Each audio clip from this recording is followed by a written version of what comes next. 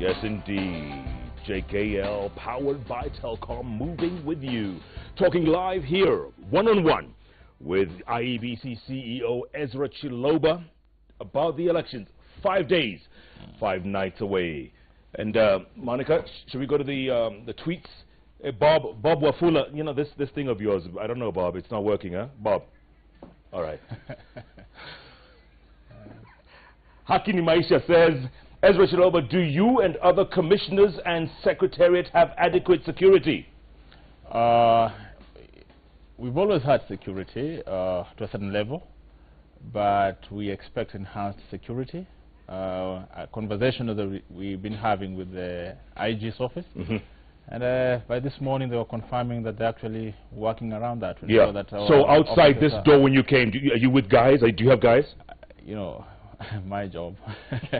Yeah, they're always around us, you know. They're in the position. So you're okay, you're safe? I'm safe. Okay. Yeah, I'm safe. All right.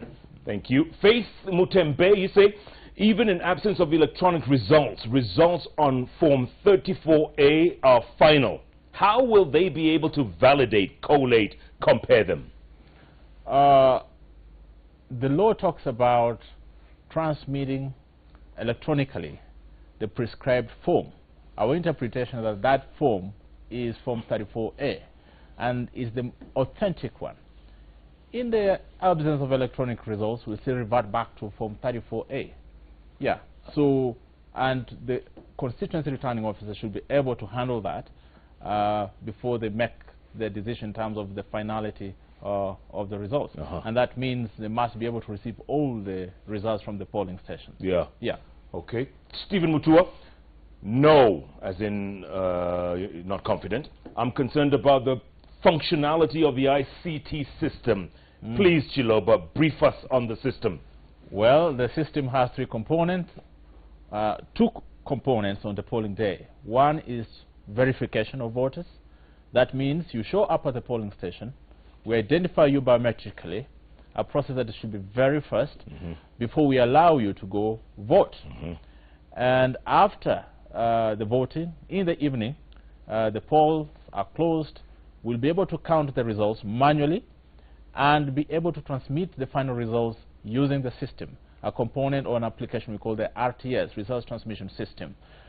Today we were at Bomas of Kenya to demonstrate how the system works. Yeah. And we were able to send in results from the 47 counties to the National Tallying Center. How was it?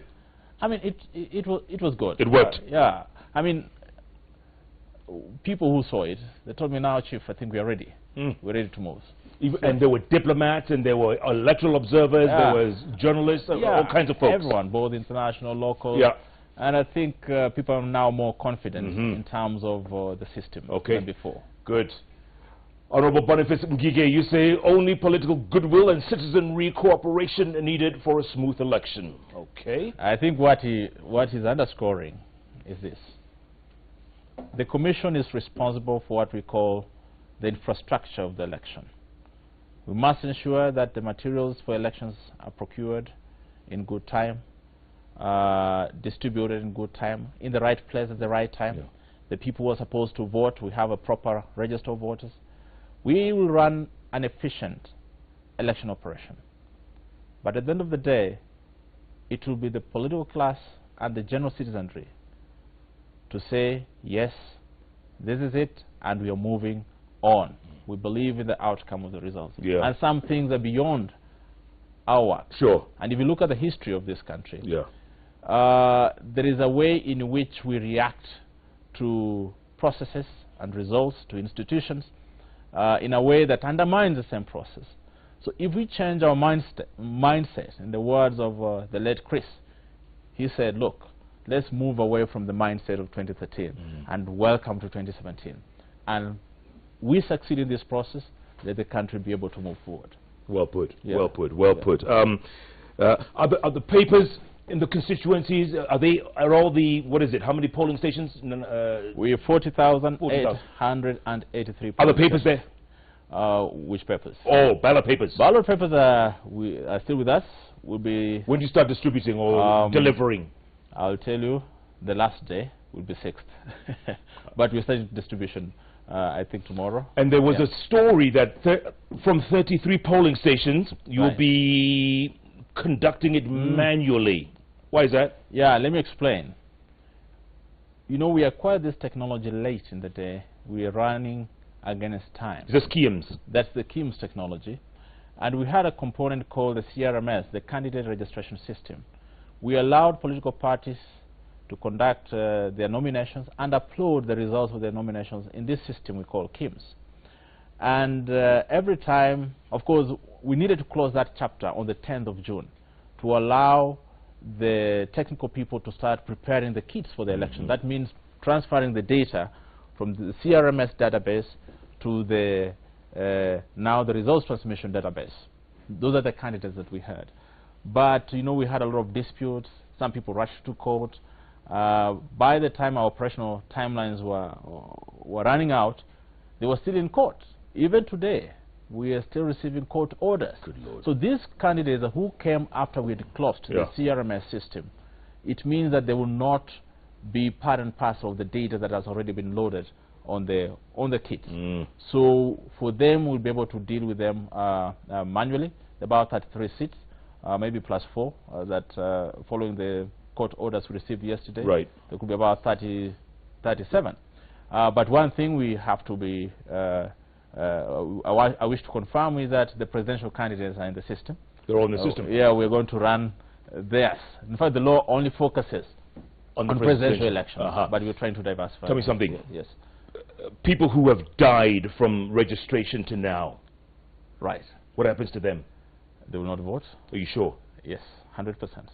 No dead people will vote. No dead people will vote. The reason is we're going to identify voters biometrically.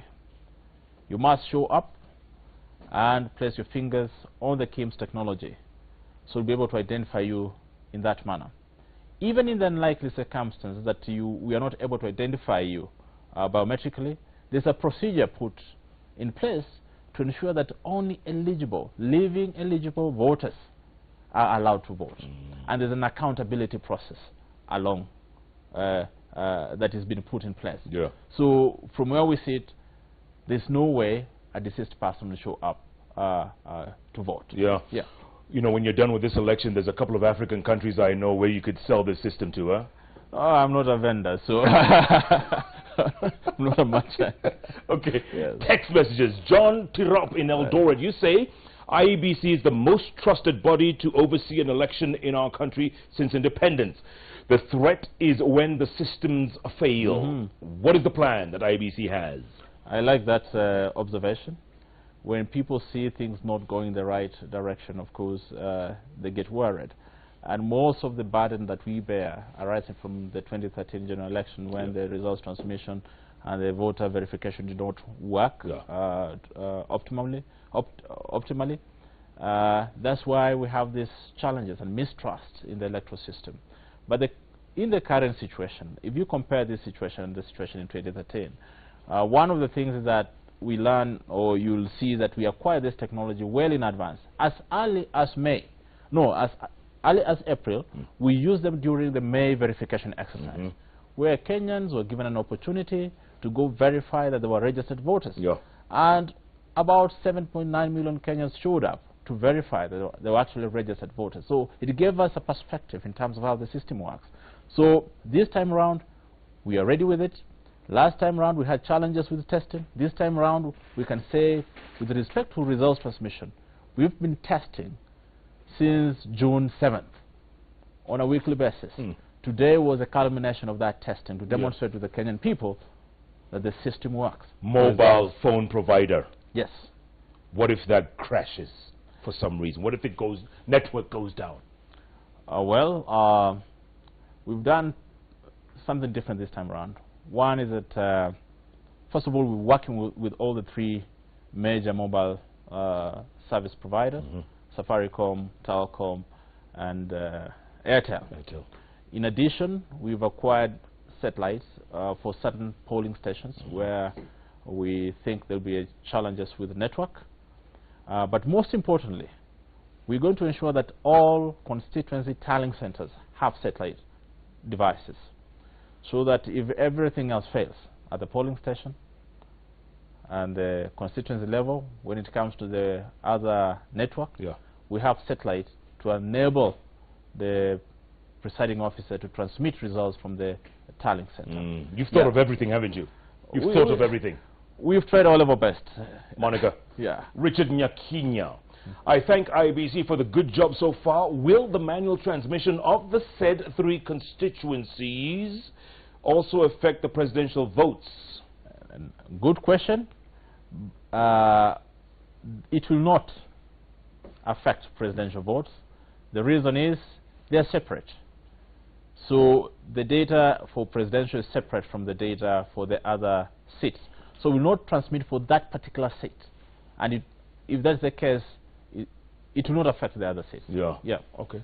So assuming in a constituency or in a polling station, you have all the candidates for the MCA, you have all the candidates for governor, you don't have candidates, I mean the candidates for MP, one of them was cleared outside the system. Right. It means the MP one will not be transmitted because you cannot transmit 3 candidates and leave out the other candidates. So that's how it is. I see. Good. Facebook posts. Calvin's Agutu Ogembo, you say, can he clarify what was wrong with transmission of the results today, especially the one of Raila? Because all the aspirants had 218 votes, he had 270. Are you kidding me? You know, that was there. And this is what happens. The counting of results is manual. And so is the typing in the system.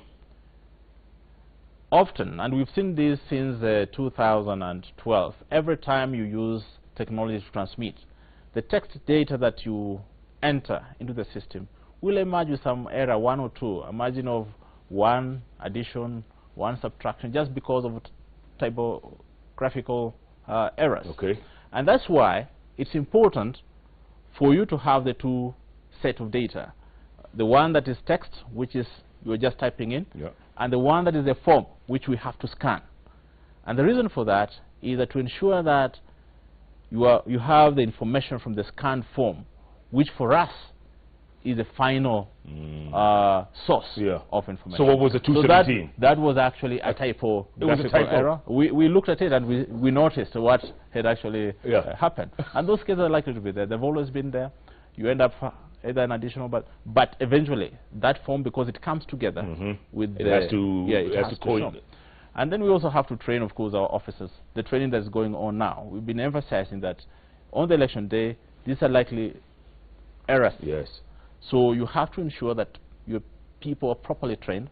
The political parties who send their agents at the polling station, they must be very keen to confirm that what is on the form and what has been typed in is consistent. Is matching. Absolutely. Good. Okay, Calvin, so I hope you're happy with that answer. And so Baba ended up with 218. I actually don't remember who it was, but I'm seeing that. Martin Mwangi, is the 50% plus 1 in the presidential election apply to the registered votes or the number of votes cast? The number of votes cast. Yes. Very good. Peter Tosh, I think they are not ready. They should tell us how Msando's gap will be filled. Well, I mentioned before that it's sad that we lost Chris. We call him Chris. But that does not stop us getting ready for the election. He used to work with other colleagues. As I said, there were other team members. We're also working with service providers. So together we form a team that was preparing for this election. So yeah, he should stay assured that all shall be well. And in honor of Chris, we must just deliver a good election. I like that. In honor of Chris Msando. Good. Maina Kageni, he is streaming live from Miami, Florida. And Maina asked, what if political parties announce results that contradict yours purely out of mischief? Then what? They should be held responsible. They should be held responsible. The law is clear in terms of who has to announce results, the final results of an election. So we must follow due process, we must follow procedure, and we do not expect, in the current situation, that political parties are going to go ahead of the Commission. But they're going back to the conversation we had, providing this API link to media so that you get direct results from the polling station. Yep. It's the same that we are connecting for presidential candidates. We are setting up a center at Bomas for presidential candidates. Only? They'll have, yes, they'll have their own stations, their agents also, their operation center, where they will have a dedicated link to enable them receive results from the polling station as they come in. Yeah. So a bit of transparency and openness. So they have to choose which system do you want to trust. And what's the point of having a parallel tallying center in Dar es Salaam? I'm not a political analyst. My tallying center is at Bomas of Kenya, and 290 constituencies and 47 counties across the country. Yeah. So what if we do get some results coming in from there, or some announcements from Dar es Salaam saying, you know, which differ from yours? I don't have to answer that. Look, only the Commission shall announce the final results. Our role is to ensure that we have inbuilt mechanisms to ensure transparency, accountability, and integrity of the elections that we, the results that we receive, so that everyone sees the same results and agrees that actually those are the results that were announced at the polling station. Yeah. And once you have such a mechanism, I don't think we'll be able to get to situations whereby people are announcing different results, because the country will be looking at them in a different way. Sure. Yeah. So. Someone was asking earlier on Twitter, who's going to announce MCA and ward results? Who's going to announce that? Because there's 11,800 and something MCAs. Right, yes. Right. But the 1,550 seats for MCA. So the number of candidates has got nothing to do with the announcing the number of the seats you have to announce. Right. Now the structure is such that the constituency returning officer shall announce results for announce or declare the results for the MCA and the member of parliament at that particular level. Constituency. So you are responsible for the wards within your constituency. Yeah, so it's the constituency returning officer that will do that at the constituency tallying center. Okay, right. Very good for that. Okay, thanks for clearing that. Jaro Soldier, that's his name. He's the #1 fan for Gor Mahia. Okay. #1, the guy with the green and white. Oh yeah, that's him. His name is Jaro Soldier. One of these finders. Good. He says, yes. Jeff, ask the CEO, what can you do if you confirm you've already confirmed you are registered, and when you go to the polling station, you find out you're not. Your name's missing. You've confirmed before, you know, when verification. Yeah, during the verification. Yes. Now, what happened after verification is that we compiled the final register based on the information that we had received from the field during the verification exercise. And in this particular period, we also used the KPMG report to inform the decisions in terms of how do we move forward with the final register. Yeah. So if you show up at the polling station on the polling day and you're saying you had confirmed earlier, there could be a number of reasons explaining why you're not being identified.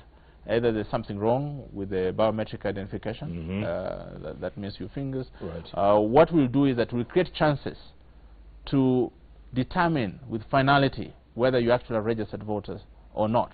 And that is, #1, biometric verification. It works, you move ahead. If it doesn't work, we'll use another method we call alphanumeric search. We key in your ID number into the kit. We'll be able to establish, data will come out, will be able to show us as to whether you actually are a registered voter or not. If it shows that if the details come up, we'll give you another chance to put your biometric, your finger, so that we read your biometrics. If it allows you, then you go vote. If not, and we can be able to see this is you, there's a form we call Form 34A, Form 32A. In the presence of party agents, will allow you to fill that form, witnessed by the presiding officer and party agents, to allow you now go pick the ballot papers and vote. So we'll have identified you using an alternative mechanism. So if in this case maybe you went and identified yourself biometrically during the verification period, and on the polling day you've come, we've tried biometrics not working, then we'll have to use the complementary mechanism of identifying you. If all those methods don't work, then go home. Then we not allow you to vote. Journalists in Baringo are asking, will journalists be allowed to take photos of all forms on display at the tallying centers? Yes, I mean, what will happen is that the form shall be completed, and each party agent shall be given a copy. If you have extra copies, give them to observers and whoever may require it. But most importantly, the returning officer has to, not the presiding officer, has to place that form on the doorpost of the voting station. And then we can take pictures of that. You can take pictures of that. Yeah. Okay. Real quick. But again, as I said, that form will also be available online on a public portal eventually. Yeah. And we can access that, can't we? Yes, you can. We have all the details, right? We know where to go, hopefully. Yeah, you'll be able to get the full details by Sunday. How soon before the presidential results are announced? Well, I alluded to that earlier, that it will all depend on the efficiency of counting those results. Because once you close, the next thing is counting, then transmission. Transmission should not be rocket science. It will take you 5 minutes, you build consensus, transmit, you'll be able to get those results. So it's the counting that might take a little longer. Right. Our own projection, and also depending on the network availability, there could be places where they'll have low network. The law gives us 7 days to announce results, but we want to announce it much earlier, depending on the efficiency. What is much earlier? Our target should be not more than 4 days. 4 days? Not more than 4 days. What, are you taking them overseas? No. Tuesday, Wednesday, Thursday, Friday. Yeah, I know people have been telling me 7 hours. 7 hours. Another one saying, no, give us 12 hours, you know. But I'm trying to be pragmatic, because one, you don't have to make mistakes. Two, there are other factors beyond our control. That's why we are saying there are cases where we find that because of network challenges for transmission, it will take a little longer for you to get the final result, and that may mean transporting people to the tallying center. But one thing I can guarantee you, if all goes the way we've done, will be much earlier, faster than it was in 2013. Okay, but maximum 4 days, Ezra? Yes. This country will grind to a halt in 4 days. And it's important to share this information, you know, to manage expectation. So what do we do? Do we hang around the whole house? Do we go to work? Do we the other bit is to ensure that the counting happens faster at the polling station. Yeah, political parties. We don't need interference. We don't need interference. Just allow the returning officer to do their job. And that is going to take us to 4 days, Ezra. That's me. But it could be faster if we don't have those challenges. Yeah. That we anticipate. Yes. Ahmed from Eastleigh is asking, are you voting, Ezra Chiloba? Myself? Yes. I'm not voting. You can't vote. Oh, you chose not to? No, I choose not to vote. And I always say that I wouldn't want my preferences to cloud my judgment. Good point. Yeah, I don't want to get in that situation. Just do your job. And that is what most commissions do around the world. You don't vote, because you know you're performing a sacred duty. Yeah. Okay, Ezra, if all goes well, 4 days later, announcements are done, everything goes well. Or much earlier. Or much earlier. Much earlier. I don't want to do it. I don't want people to wait for 4 days. Okay. If anything, I want them like by midnight, you know, if anything. Yes. But I'm also trying to be realistic, given our landscape, the different areas. You know, our country is very diverse when it comes to logistics of dealing with these things. Okay. Yeah. Are you going to hang on? Are you going to stay on with the Electoral Commission? Why not? Has it been a tough experience? I'll say and a matched experience. You wouldn't get that anywhere else. I speak to a lot of my colleagues from other places, my co-CEOs in the country. Yeah. Every time I ask them, if they will take up this job, they'll say, no, don't count me in. But it's an unparalleled experience. One thing is that you learn a lot, you get to understand things much better, and you just do your part. You just do your part. Yeah. So my role, 2.5 years being here, doing what I do every day, it's been a privilege. Yeah, but at the end of the day, as well, you must feel like, sometimes you're damned if you do, and you're damned if you don't. You don't seek, I would say, you don't do this job to in search of public validation or whatever it is.